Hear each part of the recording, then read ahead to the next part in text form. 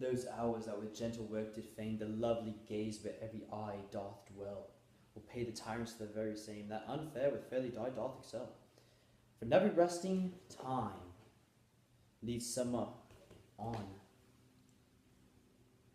To hideous winter confronts him, the sap checked with frost and lusty leaves quite gone.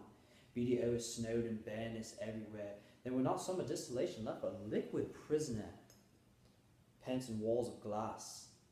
Beady's effect with beady were bereft. No one remembers what it was, but flowers distilled through the winter meet least their snow, and substance still sweet. Alright, so paraphrasing the sonnet and what it means. Starts out by saying, those hours that with gentle work did feign, the lovely gaze where every eye doth dwell, will pay the tyrants the very same, and that unfair which fairly doth excel. So it's saying that like the same process that made this guy beautiful, or whoever he's talking to, the same process that made him beautiful is gonna eventually make him ugly. So that's what the first couple lines say. Then it says, "For never resting time leads summer on to hideous winter and confronts him there." It's saying summer being beauty and winter kind of being death. Summer is going to get killed off by winter eventually and kind of lose its beauty once winter comes. Beauty oversnowed and barrenness everywhere, then where summer's desolation left. It's saying winter is going to basically freeze all the trees and all the plants and cover their beauty with snow. Um, a liquid prisoner pent in walls of glass. Beauty's effect with beauty were bereft, nor no remembrance of what it was. So a liquid prisoner in walls of glass would be like perfume or cologne being that's the liquid prisoner, it's walls of glass.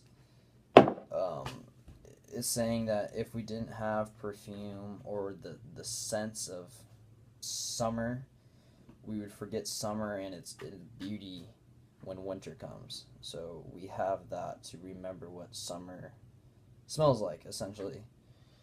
In the last two lines, but flowers distilled, though they were with winter meat, least but their snow, their substance still lives sweet. Saying like even though the flowers and the trees die in winter, their outsides die, but their scents and their insides kind of still live on even in wintertime. Okay, so discussing the questions that Miss Peterson gave to us on the back of the sheet. So who's the speaker and what kind of person is he or she? It's a Shakespearean sonnet, so probably say Shakespeare, but we don't know for sure.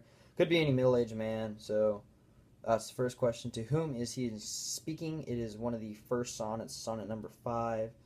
So he is talking to the fair youth, which is some young, beautiful man, I would say.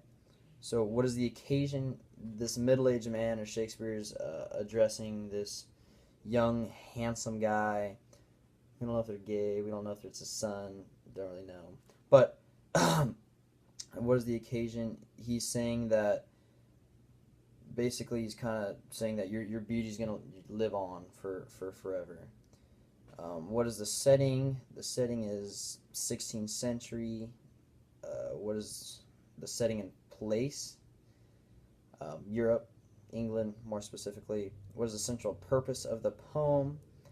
Is to say that even though you may get ugly later in life, your inside beauty is still gonna live on forever.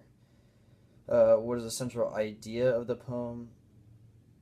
Central purpose, central idea, I feel is the same question, so hard to answer that any differently. What is the tone of the poem? I would say it's somewhat inspirational because he's saying that even though you're gonna get ugly, your beauty is still gonna live on. So like your legacy and the things that are inside is still gonna live on, even though if you get old or ugly or whatever. Um, Summarize the events of the poem and paraphrase the poem. I already did that. I paraphrased each line of the poem. Discuss the diction of the poem. It uses a lot of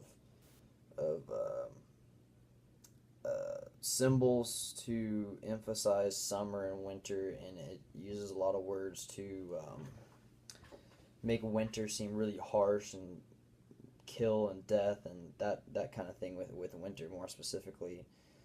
Discuss the imagery of the poem, metaphor, simile, personification. They use personification with summer and winter a lot. Summer personifying it as life, as beauty, as kind of life-giving, where they personify winter as death and dying and killing things. They use that a lot throughout. Explaining these symbols.